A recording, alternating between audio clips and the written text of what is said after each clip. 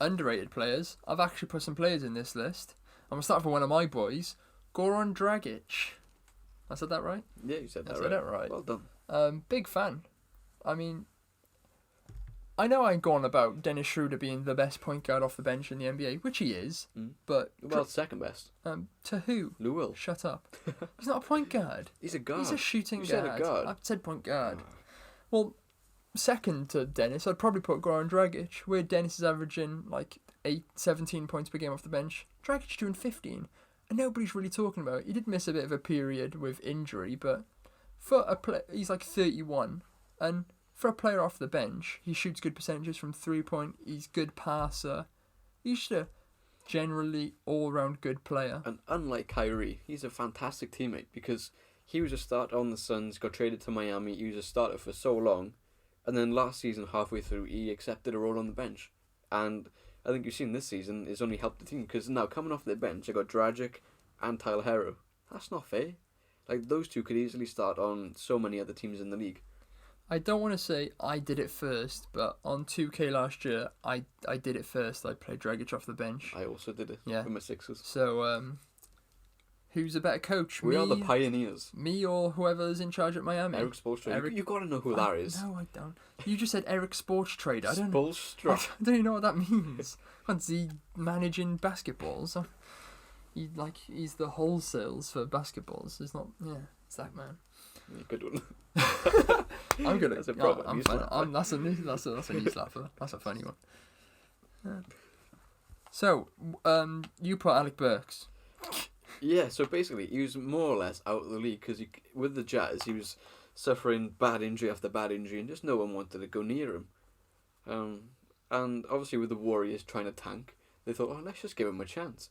And all of a sudden he's averaging 16 points and he's become one of the biggest trade targets now coming up to the deadline. All the contenders want him. Yes. Well, you said contenders. I would like to throw the Sixers also want him. Oh, sorry, yeah. Not contenders. All the contenders and the Sixers want him. All the playoff teams want him. Yeah. I don't think we want him. We've got a pretty good squad. Yeah, I mean, he's on a cheap contract and yet averages 16 points per game. That's an attractive option. Yeah, good scorer on a bad team. Well, not bad. Well, they are a bad team. Not a bad team. franchise, though. I don't want to send too much hate towards Golden State. They'll win the championship next year. What about this year? I think they're just out of it. I think it's touch and go. There's a few games in it, but I think they're just out of the race. I don't know. You might be right there. Give it a few more games. But yeah, good player. Another player you put on there, Norman Powell. Now, before you go on about Norman Powell, I'll one-up you and say the whole Toronto team was Pascal Siakam. Okay, why? Because he's not underrated. He's really good and everybody knows it. I think he's kind of underrated though because he's gone up to about 25 points per game and no one's talking about it. Okay, so the whole Toronto team, team, including Mr. Nurse. He's not underrated. Everybody loves Mr. Nurse. Norman Powell, who Basketball Reference says he's nicknamed Stormin' Norman. Stormin' Norman. Not Can't the go best wrong. nickname in the NBA. Obviously, we all know about Tiny Dog. But he's had such an average career for a bench player, averaging 5 points, then 8 points, back down to 5 points, back up to 8 points, and then this season averaging 16 points on amazing efficiency. That's Where's Iwundu numbers. What, the 15? Or No, the 5? The 5. Yeah. He's actually averaging 4.8. Why'd you know that? Because we played Orlando last night. That's such a rant. He made a 3-pointer right at the start. That's his average. Yeah, and then they put up...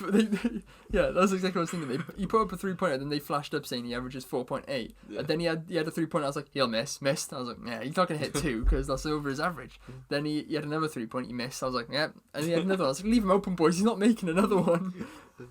And he only averaged 3 points. He only put 3 points up, so... Anyway, back to Stormin' Norman Powell. Well, do you want to talk about Where's Iwundu? He's a good player. He was actually awful, not a good player. Yeah, he's a good defender, but not against SGA. Yeah. But yeah. Anyway, continue about Mr. Norman. If you want to see a good defender, look no further than a Norman Powell. He primarily comes off the bench for the Raptors, puts up big points, 51% from the field, 41% from 3. He's just a very good player. He's finally come into his own. What a player. Is that it? What a player. What a player. He's a great player. Now, you said that's a good defensive player. I'll one-up you because has your defensive player kept James Harden to 1 of 17 of 3-point shots. Because Legret's Dort has, and that's my Did you underrated see player. Harden against the Raptors? No, They but bullied him. yeah, but he's no Legret's Dort. So, Dort played a career, in his first NBA start against Houston, played a career high, obviously, because it was his first start, of 32 minutes. And in those minutes, he kept James Harden to a 1 of 17. I don't know if I've mentioned it, but James Was Harden... he guarding him every single possession? Or Well, when he was did on the other court, players? but Diallo picked up Harden when Dort was off the court, but he played 32 minutes. Nice rhyme. Dort off the court. Thanks. Yeah, so when Dort was off the court, Diallo picked up Harden, but a lot of the times it was good to watch. Every time Harden on the ball, Dort would get really tight to him, but not like I've seen other players do, and then just foul Harden. You'd be aggressive and tight, but let him shoot the three.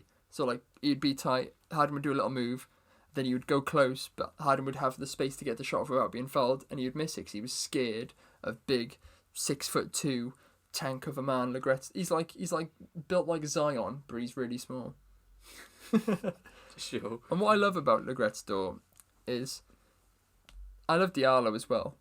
Both players are good defensively. Dort's a bit better, but on offense, like Diallo on a fast break would run too fast for his own good and wouldn't be able to get the ball up for the layup, and he would just kind of drop it and hit the backboard or something awful. But Dort seems to be a lot more controlled in his motions on offense. So I feel He's just a great athlete, isn't he? yeah, he's got all the keys. He just can't score. No. He put up 6 points the other. He's got all the keys to unlock the chest of a good NBA player. Do you remember No. about November 2018, just after we started the journalism course, when I messaged you a video of Legret's Dort? I do saying, remember this. I hope Philly draft him in the first round. And then on the draft night, I said, wasn't this that guy you wanted? Yeah. Because we picked him up. I was We picked gutted. him up after the draft, Yeah. a few days after. But yeah. I was hoping we'd pick him up. Obviously, it wasn't meant to be. But it's nice to see him memories. do well. Yeah. I mean, yeah, he's doing excellent, and I wouldn't want to see him anywhere else So, but Toronto. To NBA scouts or NBA teams, if you want a good scout, look no further than me. Because I know good players when I see one. And not me, don't look at me. I said Kobe White would win Rookie of the Year. Well, talking about Houston being awful, you've put a Houston player in, Chris I have. Clemens. He's another rookie. Also went undrafted. He was high up on my list. He top 10 point guards in the draft.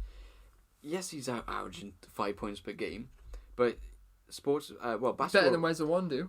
Yeah, but he's a point guard. But Basketball Reference has him listed as a 5'9" shooting guard. Also doesn't have a nickname, sadly. But his Twitter is I drop cold buckets. It's very true. Yeah. Because he averaged 30 points per game in college. In the NBA, if you go per 36 minutes, he's averaging 21 points. And he reminds me of Isaiah Thomas, a little guard who no one can guard Which one? when he was good. No. The little one. The one who plays for... Who does he play for now? The Wizards. Wizards, not the one that used to play for Detroit. Oh, not that one. Oh. No, he's a nasty player. Oh. Isaiah Thomas, just a little lad who can score. And that's exactly who Chris Clemens is. And the Rockets, they've just managed to find someone who is going to be such a good player one day. Well, pity they don't play him, and Houston and Russ break up all the shots that they do get. Yeah, I wish he played for a team that actually plays basketball. I would love it if Houston missed out on the playoffs. That would be funny. Imagine. Imagine. Oh, if they get knocked out first round again, Russ, how many years in a row would that be for him? 5, 4, 4, 4 or 5. I don't know, loads. We're making it to the finals this year.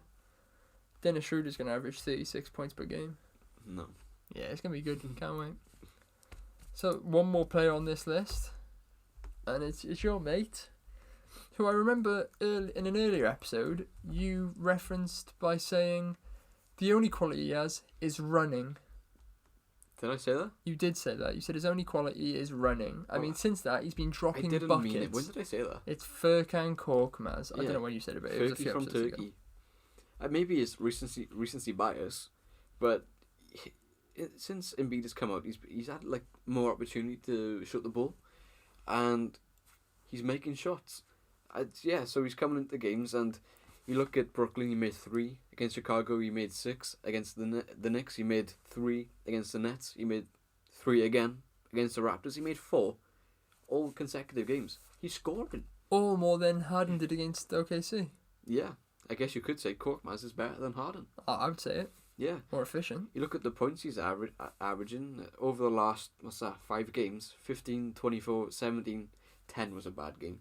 But that's a good game for Korkmaz, because that's still above his average. How many threes did he average against OKC? Where is OKC on you? I don't know. That's one. He put up 1-3 against OKC. Yeah. I mean, same as Harden. In the other game, he also made one. So yeah, exactly the same as James Harden. He made 2 overall. I mean, we've played Houston 3 times in Houston. Damn. Yeah. Never mind. But yeah, still underrated, because I don't feel like the casual NBA fan has no clue who he is, and he's slowly emerging as one of our most important bench pieces. Maybe that's just a sign we need a better player on the bench, but Probably. but he's had his opportunity, and he's finally taken it. It's taken a while, but he's finally taken it.